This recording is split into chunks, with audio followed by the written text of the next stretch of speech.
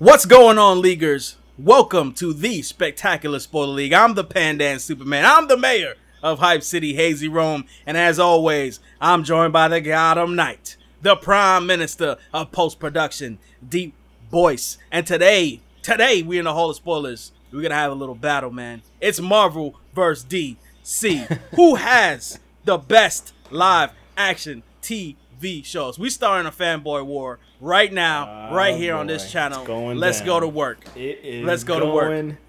Down. I mean, we have Hazy here, who's defending DC live action TV. Indeed. And your boy DeepBoyce is defending Marvel live action TV. Yep. Yes, sir. So we're basically, for the sake of making a valid point for either or. I mean, I'm not even sure my personal preferences, but we decided, we flipped coins and we did whatever we could to try and make this as unbiased as possible, where one of us basically is taking a stance on Marvel or DC, and it's 100%. We just got to defend it out of our asses, man. We can't, no matter what we personally think, we got to defend it. So, DeepBoyce, do you want first dibs to make your opening argument, or should I go first, man?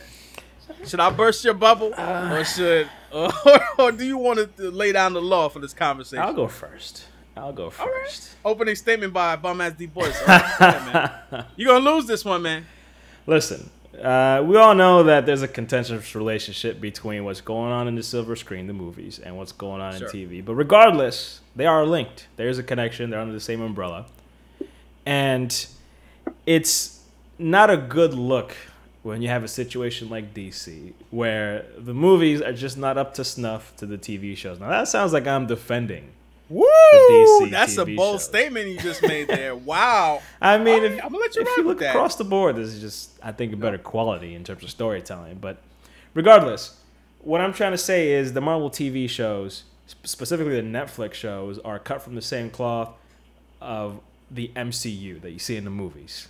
Top-notch quality. I mean, there's some trips and some falls, and then you have your Iron Fists, but time in and time out, you have good quality television. Even when it's not given love, like something like Agent Carter, which season 1, loved it. Season 2 was great, but it definitely, tripped up, and I could totally understand why it didn't get renewed. But there's always a chance to see some more Agent Carter in the future.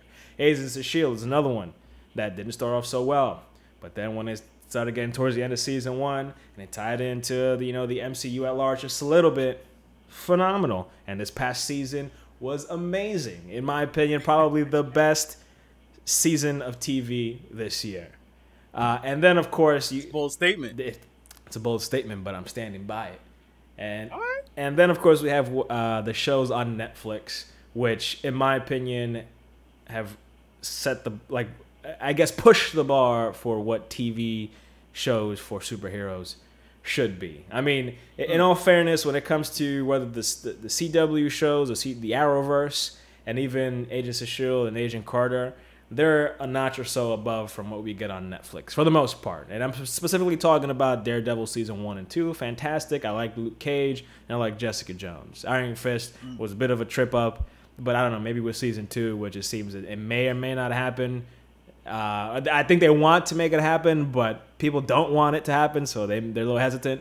Regardless, there's an opportunity for them to do something better. And then, of course, we have the Defenders coming up, which, despite Iron Fist not living up to expectations, I think people are still excited for.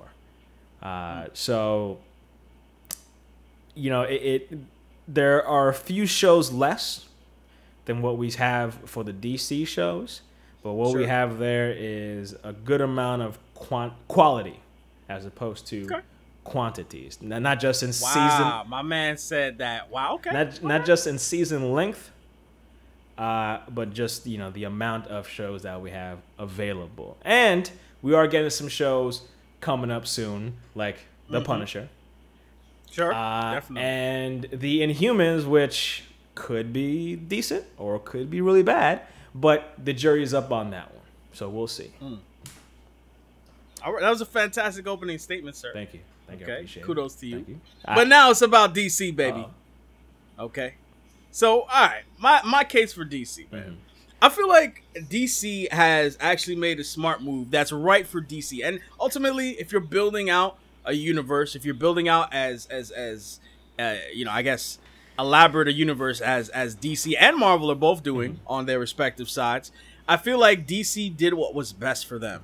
And what was best for them was not to tie the TV shows into the movies. Now, a lot of fans were a little bit upset about that because they felt like, you know, Stephen Amell as Green Arrow was a fantastic interpretation of Green Arrow. Although I have my issues with Steve Amell's Green Arrow, even though I love Steve Amell, I think he's great. I do think that, you know, Green Arrow personality wise is a little different. But that being said, also people loved Grant Gustin's Flash, and they wanted him to be in the movies. But DC made a good call, which I think is a great call, which is, you know, something that it was, I'm sure, a very tough decision for them, but they decided to separate their TV and their movie universes so that each could have its own creative freedom. Now, you may argue about the limits of that creative freedom because, for example, you might say, well, where's Batman in the Arrowverse? Fine, but to that I say, at least they added Superman to the Arrowverse over in Supergirl, so they did let that rock. So I feel like with the DC universe, what they've done is they've allowed their TV shows to kind of be their own thing and not be affected by the movies. And you could almost argue that's a smart decision because if you look at the movies, some of the movies haven't done that well critically. You don't want to bring down one property by having another property suck ass. You know, if Batman vs Superman is getting bad, you know, reception, you don't want that to affect the outlook of the TV shows. And I think that's very smart because, let's be honest, the Arrowverse has been very successful. The Arrowverse has put many DC characters on the map. The Arrowverse has also been a huge contributor to kickstarting the popularity of some of these characters. I mean, Flash is probably more popular than he's ever been. And you could argue that Flash is probably the star DC show. The popularity of shows like Arrow, who started the Arrowverse trend, has led to The Flash. It's led to Legends of Tomorrow. It's led to Supergirl. It is leading to Black Lightning. I mean, who knows what other shows could come out of the woodworks based on the ability of DC TV to tell good live-action TV shows. They've also been able to connect the shows in their own universe and have these elaborate crossovers. I mean, it is insanely cool that you could think of the prospect of Monday having one show. I mean, that's what happened this past season.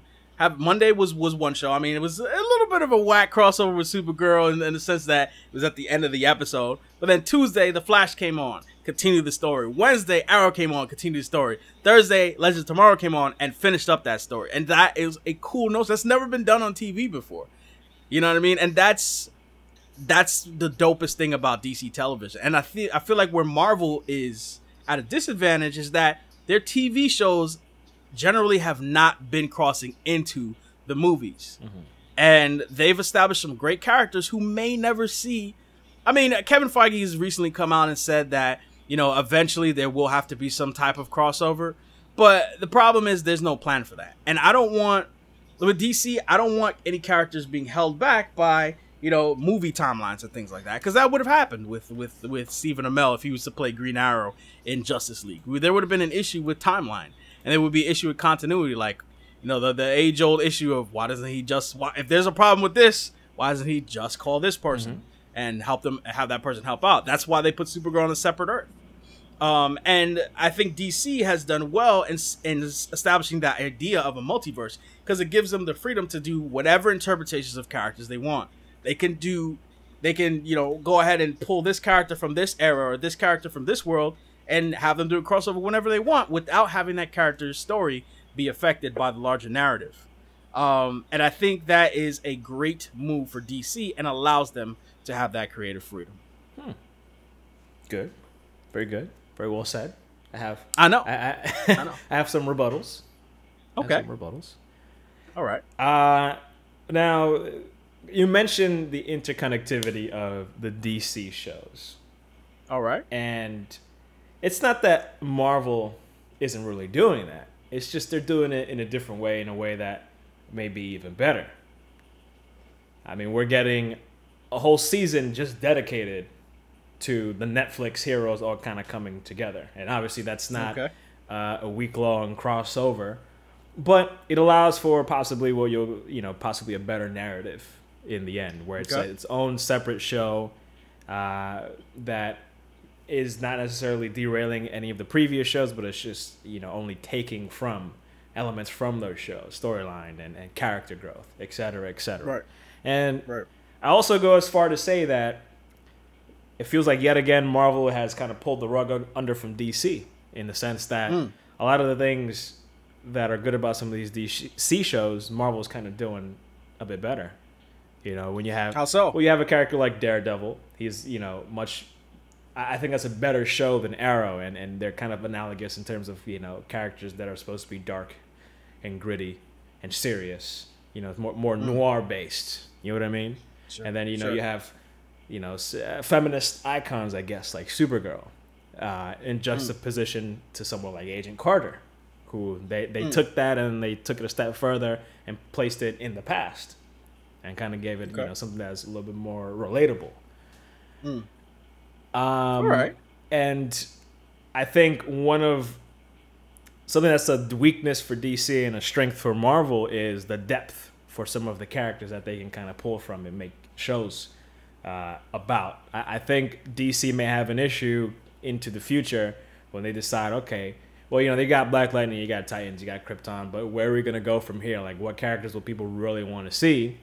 Meanwhile, when it comes to Marvel, I feel like there's an enormous cast of characters that people would like to see just on TV alone, let alone movies. I mean, we ourselves did a video top 5 characters we would like to see on Netflix for Marvel. You know, and we mentioned Hawkeye, who's already in the movies, mentioned Ghost Rider, who's already on one of the shows, mentioned Blade, Moon Knight, and also, I guess, you know, Agent Carter, Hank Pym, and Tony Stark's father. I'm blanking. Howard Stark, right? Yeah. And then I guess my last rebuttal, and this is a pretty simple one, pretty straight to the point. While Iron Fist was a dud, there's no show that was quite like Powerless. Oh, come on. You can't even... You can't sit and throw Powerless at me. You can't. That's unfair. Powerless... Judges. Powerless messes up the average here. It totally skews the average on this one. Because it was... To be fair, I didn't see it. So I can't personally judge it. But I didn't hear good things about it.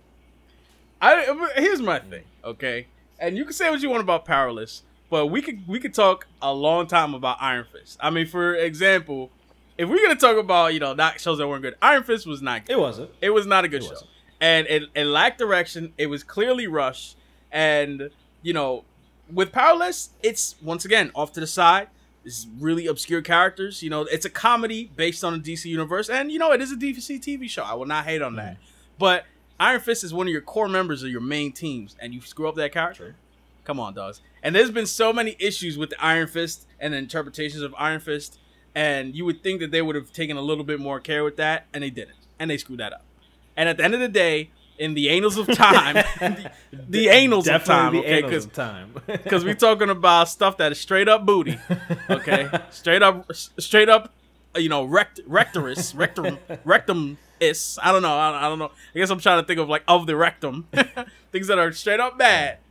You know, people are gonna remember Iron Fist being bad as opposed to Powerless. Okay, so I'll say that. Secondly, you know, you made a point about characters. You know, you feel like Marvel kind of has like more characters that could, I guess, potentially appear in the shows. And to that I say, while Marvel has definitely pulled characters from shows, there's 2 issues that I see. One, pull characters from the comics and put them in the shows. There's 2 issues I see. One, their villains. Their villains have generally been subpar.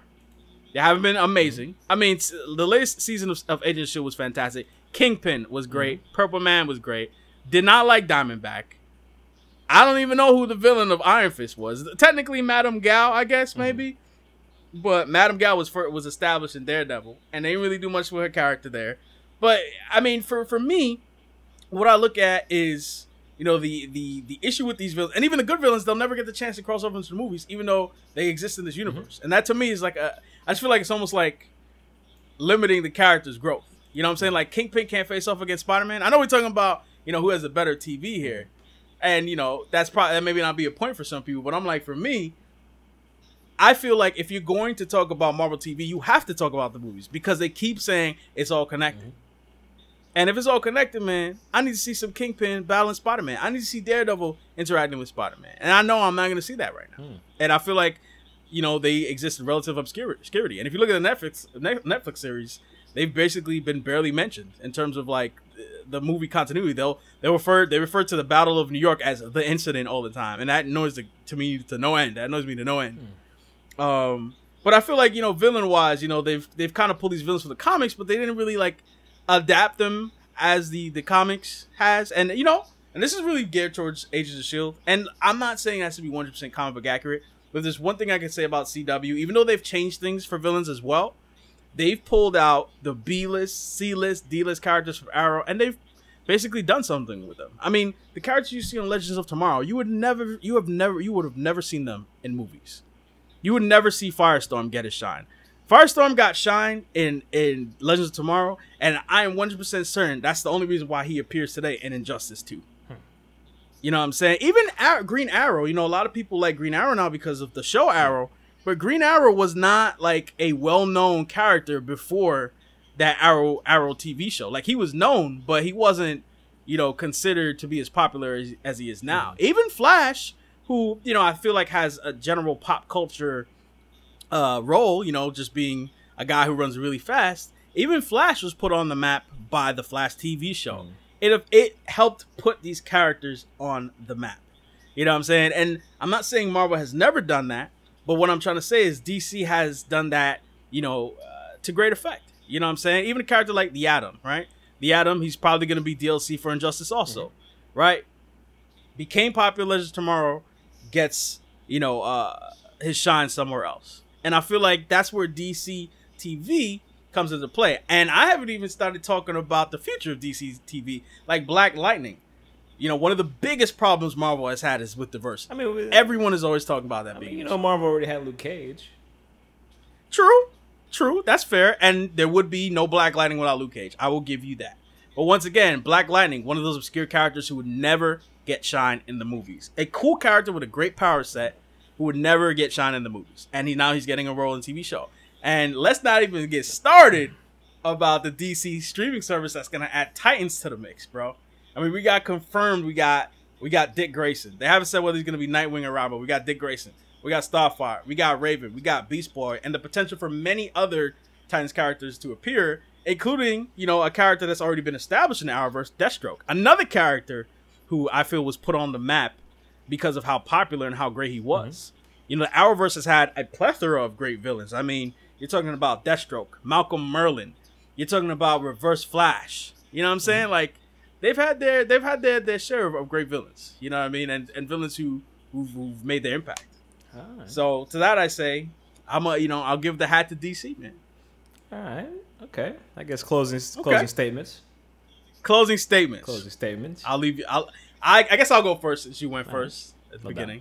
My closing statement: DC has done a fantastic job with letting their lesser known characters get some shine. DC has always banked, historically, they've always banked on characters like Batman, and they've had trouble kind of extending their reach in terms of their fan base to the other characters, letting people know about the other characters. I mean, recently now you see the popularity of, you know, Wonder Woman, you know, with the advent of success for that movie. But generally speaking, they haven't had their abundance of characters get, you know, a lot of shine. And by having the TV universe effectively tell these stories, I mean, characters that you wouldn't normally get to see are now getting some recognition. Green Arrow, well-deserved recognition. The Flash, even Supergirl. You know what I mean? Supergirl deserves some recognition. Black Lightning, if you look at his history in terms of appearing in media, even in comics, he's never had a significant history, but now he gets a chance to shine. Yeah. And I think that's where DC's strength lies. And I also think DC's strength lies in the interconnectivity of the shows and the freedom to tell whatever stories they want, and they could honestly include whatever characters they want. You know, you could argue that they haven't included Batman, but, you know, they could if they wanted to, you know, and they wouldn't have to worry about Ben Affleck and what he's doing in the movies. And you can't say the same about Marvel, because Marvel, you know, like it or not, the chances of us seeing Iron Man on Agents of S.H.I.E.L.D. is slim to none. You know what I mean? We got lucky seeing a character like Samuel L. Jackson's Nick Fury on Agents of S.H.I.E.L.D., but, you know, we're not going to get that we're not going to be graced by the presence of the movies in the shows, and I think that is a big limiting factor. Okay. Well said. Well said. Thank you. Like I said before, I guess in my opening statement, really the advantage of Marvel here is quality over quantity. Definitely DC does and has the ability to throw a lot at the wall. And but I still think that in terms of the ammunition that Marvel has available, it's bigger names, more of the things that you would want to see. And with the ability to kind of have some of that, you know, since we're in the golden age of television, have some of that, you know, gripping narrative and storytelling available on Netflix and maybe even on some network shows, just like Agents of S.H.I.E.L.D. became fantastic since they moved it up to like 10 p.m. time slot, Eastern Standard Time. Sure, I agree with that. I 100% agree with that. And you know, I think you know one of the things holding back the CW. I mean, obviously it is kind of good. I mean, we kind of complained about it before that the CW isn't connected to the movies. You know, that we would like to see a Crisis of Infinite Earths, but it's kind of allowed, you know, DC to not have to deal with the hectic schedule of making movies or vice versa, because making movies is totally different from making a TV show. So they're really kind of allowed to exist in their own thing. But Marvel has the ability. Let me go back. But despite the fact that DC is able to have this own, I guess, ecosystem for them to make their shows, they're still kind of largely confined to the CW, which kind of allow, you know, they fall prey, I guess, to the melodrama of what is usually expected from a CW show. Sometimes we get a little too much, you know, olicity. Sometimes we get a little too much back and forth between this character and that character. Will they, won't they? Sometimes we want to see that hand face through a few more chests, but we don't. Shout outs to Eobard Thawne. Yeah. Meanwhile, you know, you go on Netflix, you watch Daredevil, and you have Kingpin basically crushing people's skulls with his bare hands. You know what I mean? With a few cutaways, obviously. But then, you know, we're going to get the Punisher, who's probably one of the most violent superheroes out there. Sure. Now, really, at the end of the day, it's up to the people watching, because I think Hazy would also agree with me that the more the merrier. I think we kind of all win when DC and Marvel compete, or at least try to up each other's games. Sure. That's my... Yeah. I mean, I think that was well said, man. And ultimately, what it comes down to is personal preference. I'll be honest with you, me and DeepBoyce, I'm not really sure. I mean, I guess we should reveal our personal preferences. Is there anyone that we like better than the other? What's your personal preference? I'm curious. That's a tough one. I mean, I guess a little bit of backstory. I mean, I'm more of a Marvel fan than DC, but I also like DC a lot. Sure. It's not like you know, I exist in this parallel universe. I know it's weird that I like both Marvel and DC. You're able to be fans of both without there being some type of conflict? How does your soul not rip itself apart when you wake up in the morning? It's like I exist in two different timelines or something. I can't handle it. To me, you have no integrity. You can't be trusted. You're a double agent. But I think year round, DC offers more because there's just more to watch. You know, given that the shows, with the exception of Agents of S.H.I.E.L.D., come out on Netflix, I don't really watch them the same way, and we don't really digest them the same way. It's like it comes out and it's like, bam, that's my whole weekend. That's what I'm doing. I'm watching Defenders. Right. You know what I mean? And it's still great, but it's just a little different. And you know, that's kind of the things that is quintessential about television is the week-to-week anticipation, week-to-week talk. And that's kind of something that the art of television has over movies, where it's just like a one-shot thing. But, you know, in TV, you can really kind of take your time and throw out Easter eggs here and there and little things. And every once in a while, you throw a whole bunch, like, you know, when Flash goes through the wormhole and you see all these different Easter eggs. And they haven't even fully revealed all of those yet. And we're up to like season 4 now? Next year? Yeah, this year's going to be season 4.